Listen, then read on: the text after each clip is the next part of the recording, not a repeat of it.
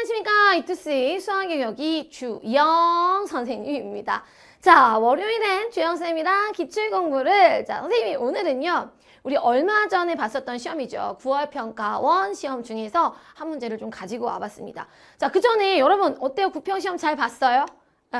선생님이 이제 구평시험 끝나고 나서 이제 우리 온라인 친구들도 게시판으로 카톡으로 지금 상담을 엄청 받고 있잖아. 아, 맞다. 아마 지금 보내놓고 상담 이 답장 못 받은 친구들도 좀 있을 거예요. 근데 선생님이 이게 6평, 9평 때는 굉장히 많은 친구들이 상담 요청을 해서 조금 기다리셔야 됩니다. 선생님 최대한 빨리 이번 주 안으로는 모두 답장 줄 수 있도록 할 테니까 조금만 기다려주세요. 알겠죠? 자, 우리 이 친구들의 이 상담 내용을 보니까 잘 본 친구들도 되게 많고요. 그 다음에 조금 생각보다는 아쉬웠던 친구들도 있더라고요. 근데 선생님이 구평 시험 전에 우리 주댕튜브 라이브에서 이야기했잖아. 그죠? 9월 평가원 시험은 뭐 잘 봤거나 못 봤거나 그냥 누구에게나 다 약이 되는 시험입니다. 잘 본 친구들한테는 으쌰으쌰 힘이 나니까 뭔가 약간 부스터 같은 역할을 하는 그런 시험이 돼야 되고요. 그 다음에 조금 못 봤던 친구들, 아쉬웠던 친구들한테는 무언가, 그치? 좀 더 일을 악물고 남은 시간 최선을 다해야 되는 그런 쓴 한약과 같은 그런 시험이 돼야 되지 않나라는 생각이 듭니다.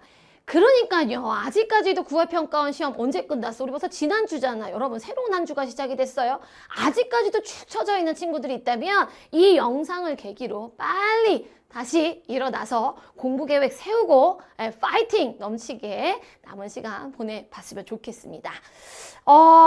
우리가 지금 이제 파이널 시즌이 들어가잖아요. 그런데 사람마다 파이널의 의미는 좀 다를 것 같다는 생각이 들어요. 그러니까 아직 내가 공부가 좀 뭔가 완성도 있게 끝내지 못했다라는 친구들 있잖아. 그러니까 아직 기출도 책 다 보지 못했다는 친구들은 남들 파이널 한다고 따라갈 게 아니라 일단 이걸 하는 게 맞습니다, 여러분. 하던 공부 완성도 있게 개념과 기출 너무 시간에 쪼들리지 마시고 제대로 한번 보는 게 쌤이 중요하다 그랬어요.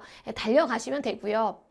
혹시나 또 이런 친구들 있지. 기출 공부를 분명히 했어. 개념 공부도 했어. 그런데 9월 평가원 시험 봤더니 생각보다 내가 공부한 거에 비해서 점수가 안 나왔다라고 생각하는 친구들.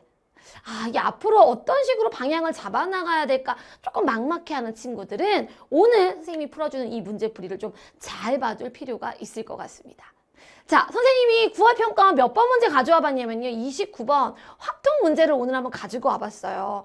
이 문제를 내가 왜 가져왔냐면 사실 솔직히 선생님이 시험지를 딱 받았을 때 문제가 되게 쉽다라는 생각을 했거든.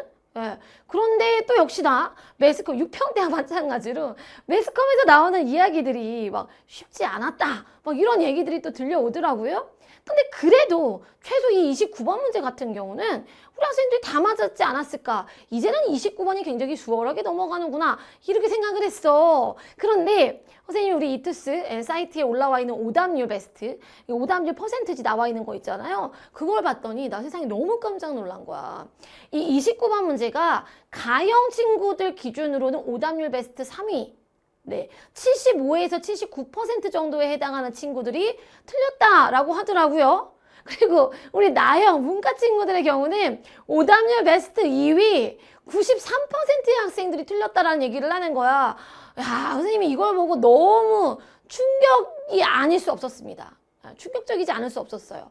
분명히 그 93%의 학생들이 전부 다 아직 기출 공부를 안 한 건 아닐 거 아니야. 그치? 그래서 이게 뭔가 이 친구들이 공부의 방법 수학 공부하는 방법, 기출 공부하는 방법을 제대로 모르는 친구들이 아직도 너무 많구나라는 생각이 들어서 선생님이 한번 보여주려고 기출 공부는 이렇게 하는 거다 보여드리려고 오늘 이 문제를 가지고 왔어요.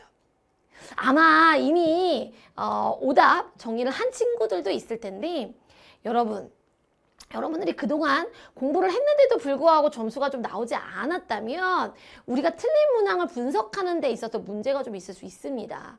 선생님 얘기에 조금 귀 기울여 주셨으면 좋겠어요. 봐. 자, 29번 문제 나왔어. 봐. 흰 공 4개, 검은 공 6개를 3개 상자 ABC에 남김없이 나누어 넣을 때 각 상자에 공이 2개 이상씩 들어가도록 나누어 넣는 경우의 수를 구하시오. 이랬습니다. 물론 이런 상황, 우리가 실전 시험에서는 앞에 문제들을 풀고 29번이면 뒤쪽에 있잖아. 그러니까 뭔가 시간에 대한 압박이 굉장히 들었을 거고, 그치? 시간이 뭔가 여유롭지 않다. 뭔가 이게 조급함이 좀 들었을 거고요.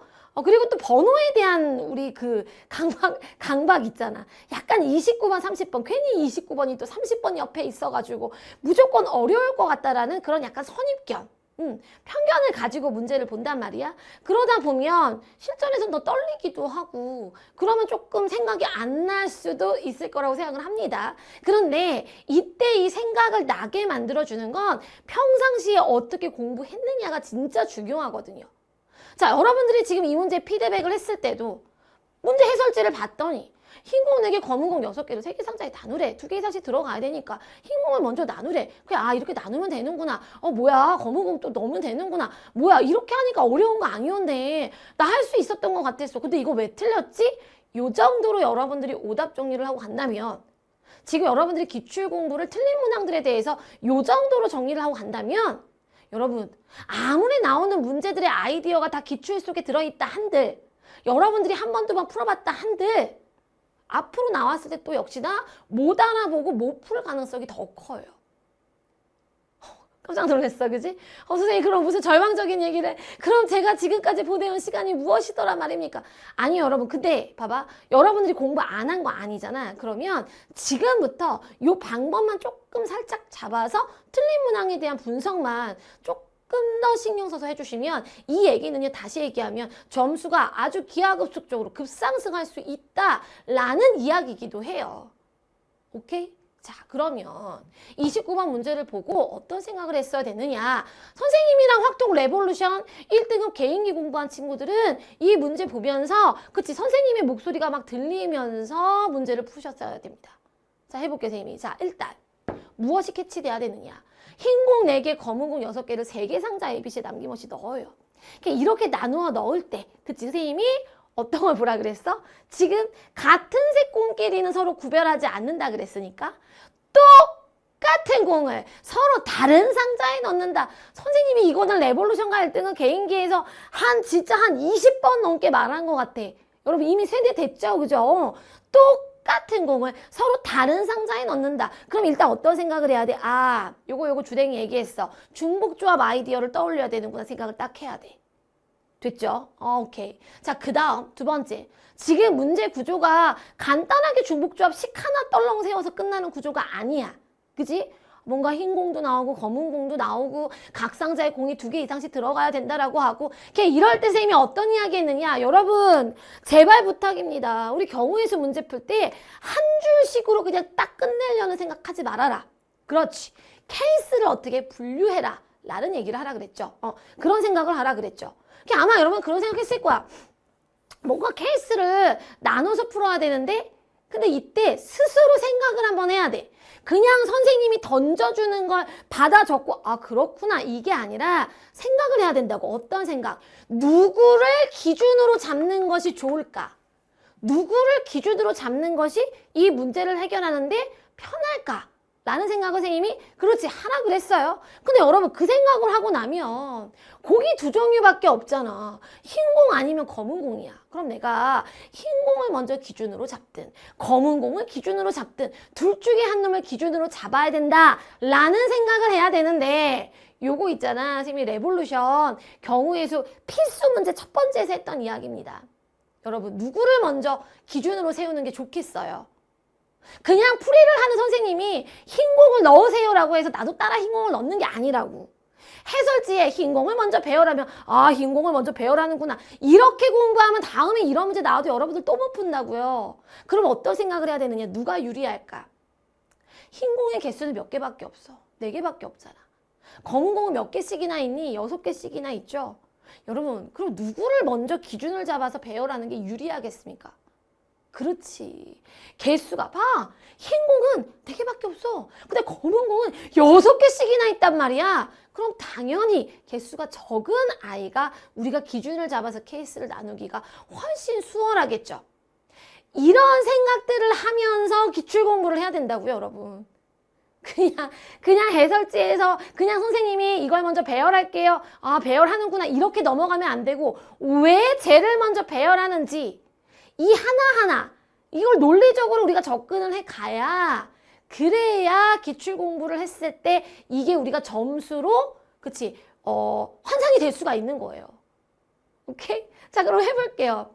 자, 선생님 다시 선생님이 이제 여러분들한테 이해를 시키기 위해서 천천히 이야기를 한 거고 딱 보자마자 같은 건 다른 상자 중복조합인데 근데 좀 복잡하네? 케이스 나누자. 뭐부터 넣어볼까? 흰공. 여기까지 생각이 얼마 안 가는 거야. 그치? 그럼 가볼게. 흰공 4개를 일단 서로 다른 상자에 넣을 건데 일단은 한번 나눠놓자. 어떻게 넣는 경우가 있을까? 그렇지. 4개 빵개 이렇게 넣는 경우가 있을 것이다. 그 다음 3개 빵개 1개 이렇게 넣는 경우도 있겠는데 또 2개 빵개 이렇게도 넣을 수 있네. 그 다음 2개 하나 이렇게 넣을 수 있겠는데 여러분 이거 나누는데 시간 얼마 안 걸리잖아요. 그죠? 대신에 우리가 상자 자체가 어떤 상자야? 서로 다른 상자이기 때문에 사빵빵, 빵사빵, 빵빵사 몇 가지 다 달라. 3가지 경우가 있을 거라고. 이렇게 나누어 놓은 아이를 ABC에 배열하는 경우를 우리가 다 생각을 해줘야 되겠죠.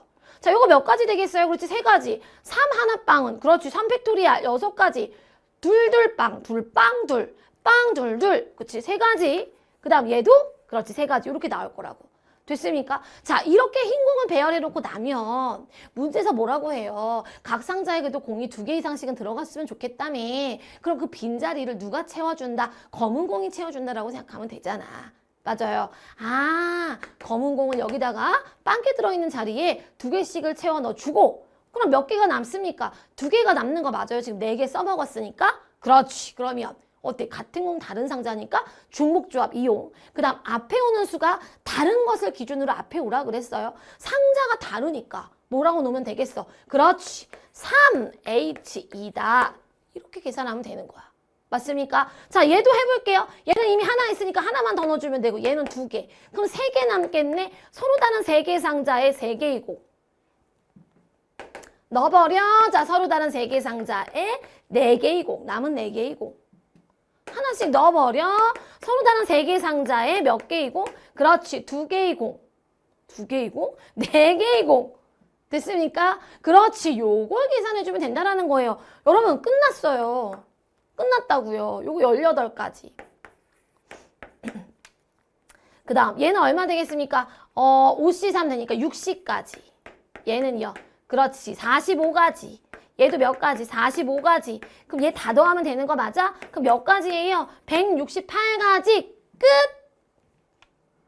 아니 그러니까 선생님 입장에서는 레볼루션 할 때도 이렇게 다 잡아줬어. 스타트 아이디어도 다 얘기해줬어. 중복조합 할 때 여러분 맨날 헷갈리는 게 NHR 그거 그치? 얘를 갖다가 3H라고 놔야 돼. 2H3이라고 놔야 돼. 여러분 맨날 이거 헷갈려 하잖아요. 그것도 내가 다른 거 앞에 놓으라고 다 잡아놓았어.